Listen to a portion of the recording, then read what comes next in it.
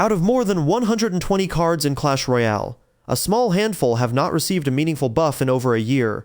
Some of them have not received a buff in nearly 2 years. They sit in the bottom of every win rate chart, in the bottom of every pick rate chart, in the dust of every meta.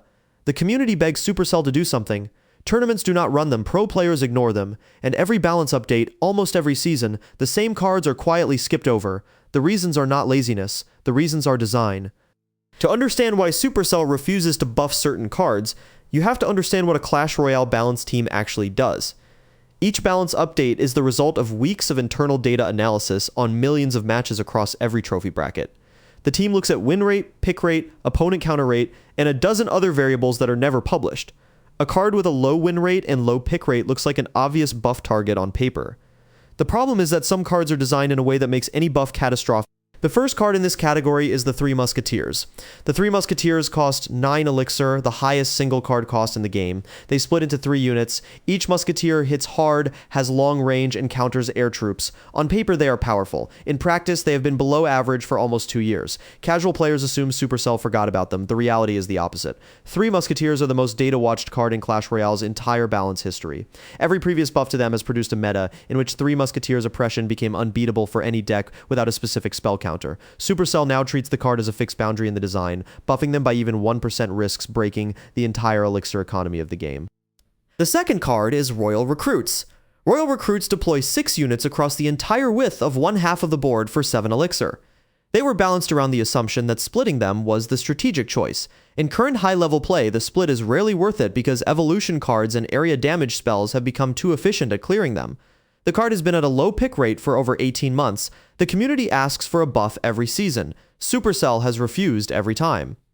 The reason is the same as Three Musketeers. The mechanic of horizontal line deployment was never a balance mechanic. It was a decision, aesthetic. Buffing the units would push them into a state where the deployment pattern becomes unanswerable rather than strategic. The third card is Sparky. Sparky has been in Clash Royale since 2016. She charges up over 5 seconds, then unleashes a single massive area damage shot. Sparky has the highest single shot damage of any troop in the entire game, and one of the lowest pick rates. She is locked in a paradox. If you buff her damage, she one-shots cards she should not. If you buff her speed, she becomes uncounterable. If you buff her health, she becomes a wall. Every dimension of her stat block has a hard ceiling, and the design team has openly said in interviews that Sparky is a card they keep alive for fans rather than for competitive balance. She will probably never be meta again, and Supercell knows it.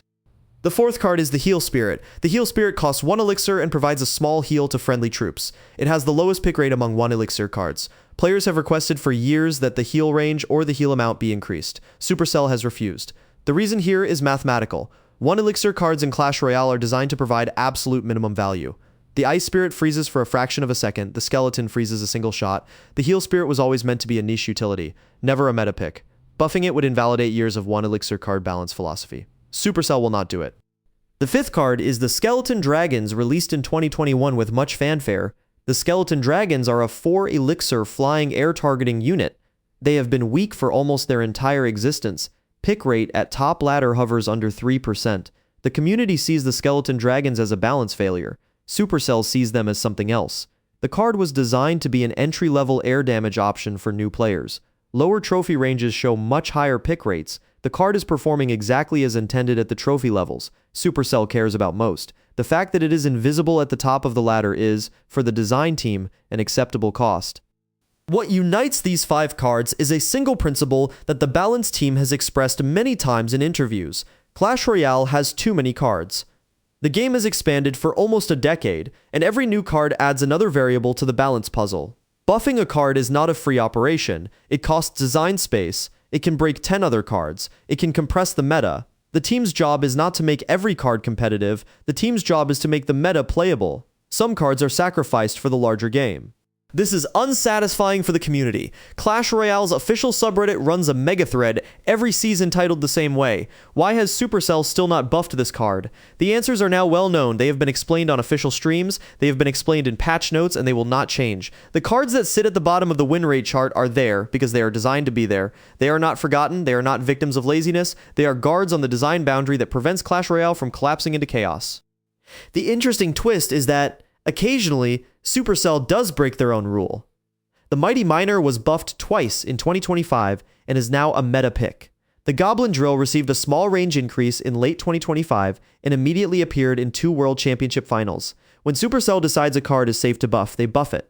When they decide it is not, they refuse for years. There is no random chance involved. There is only design philosophy. For viewers thinking about which cards to invest gold in, the lesson is simple. Cards that have been ignored for over 12 months are unlikely to be buffed. They are the design boundary. Cards that have received small adjustments in the last 2 seasons are candidates for the next meta. Watch the patterns, read the patch notes. The data is published openly. Clash Royale's balance philosophy is: after almost a decade, one of the most transparent in mobile gaming, Supercell tells the community exactly what they are doing. The community simply does not always like the answer. 3 Musketeers will probably never be meta again. Royal Recruits will probably never be meta again. Sparky almost certainly will not be.